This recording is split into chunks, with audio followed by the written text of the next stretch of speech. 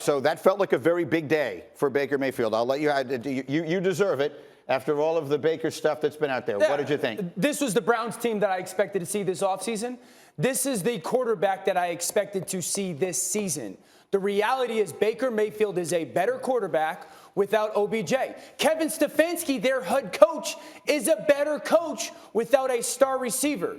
Now, that is not a knock on OBJ, but the Baker Mayfield sucks crowd had a tough weekend because the kid played fantastic football. He only had one missed throw. That was to Landry late in the game. Outside of that, he was phenomenal with his ball location. He was phenomenal with his decision-making. There's a saying in football, players over plays. You didn't hire Kevin Stefanski for that. You hired Kevin Stefanski for his offense that he learned from Gary Kubiak and Mike Shanahan. It's not about the premier players. It's about building a scheme and the quarterback then figuring out, given what the defense is, who I should throw the football to.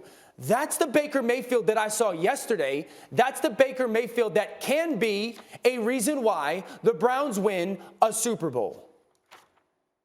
Yeah, that's not what I feel. And then, here's what Dan's doing, y'all. So since Dan has backed Baker Mayfield throughout this whole thing, he thinks that the crowd is screaming Baker Mayfield sucks. But sometimes you can't hear the crowd from the field. What the crowd is screaming is Baker Mayfield is okay. And that's what we got to see yesterday. Baker Mayfield is a solid quarterback. And when the run game is working, when the defense is playing extremely well, Baker Mayfield can make some plays that he needs to make. But let's remember some things, guys. Last year, Odell Beckham Jr. went down in Cincinnati, and Baker Mayfield actually played a lot better than he played yesterday in that game. Yeah. Also, last week, Greeny changed the name of his kids, didn't he? Yeah, he changed his kids to Mike Jr. and White Greenberg. You know why? Yeah. Because Mike White went for 400 on the Cincinnati Bengals. I'm not saying that Baker Mayfield didn't play well. I'm actually agreeing that this offense is a better offense without Odell Beckham Jr., which is weird because when you take out like generational talents, you shouldn't get better. They do. Sure. But let's not sit here and be like, Baker Mayfield proved all the haters wrong. They're going to win a Super Bowl now. That's not what yesterday was. What was it, Rex? Well, first off, look,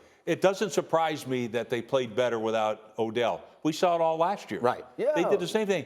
To your point, it makes no sense, but if they do play better. There's no doubt about it. But to say, you know, like, look, Baker Mayfield came out and played exactly how I thought he would. Because when you put him backed up, pissed off Baker's the best Baker.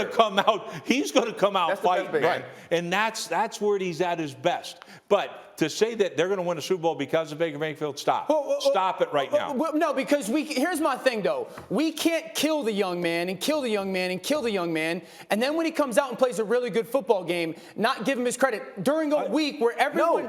But he's 14 to 21. He's got 4 throwaways. One missed throw in an NFL football game. Like, we can't. Nobody's saying he didn't play well. I'm saying he played well yesterday. Sure. He was a good quarterback yesterday. But to sit here right now and because of yesterday have this overreaching theme or narrative that now Baker Mayfield is going to be the reason the Cleveland Browns win the Super Bowl, that's not true. Hey, because in week 1, they didn't have Odell Beckham Jr. He played extremely well, and then he threw an interception to lose it. There's one other thing. Rex, go. All right. First off, Baker Mayfield, let's look at what Cleveland has.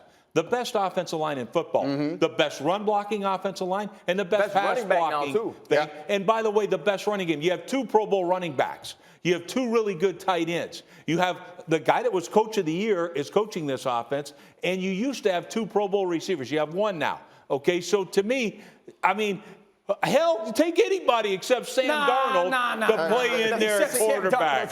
Except Sam Darnold. Yes, it's not just about yesterday, though. We have a body of work of now who the quarterback is without that receiver, and the body of work is 18 touchdowns and 4 picks without him. The body of work is that he's a really good player. So the body of work is too, though, and I will agree with you. I think not having Odell makes the team better. But you made the point that it makes the coach better, and it does. Yeah. And the coach calls plays differently. I remember the first game that he played last season, Kevin Stefanski says Odell has so much juice. Yeah. And when you see that juice, you want to coordinate for that juice. You want to scheme for that juice. You want to call for that juice. And so I think everybody's better without him, but this is not a situation that this now put Baker Mayfield into the lead of quarterbacks because of yesterday. But the one thing I think that is fair to say is that yesterday on some level felt like a referendum on Baker's place on that team. because the whole league is wearing free OBJ T-shirts. That's aimed at him as much as anything else, no matter how anyone else wants to frame it.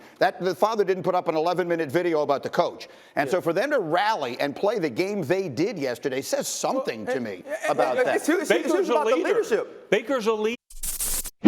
Thank you for watching ESPN on YouTube. For live streaming sports and premium content, subscribe to ESPN+.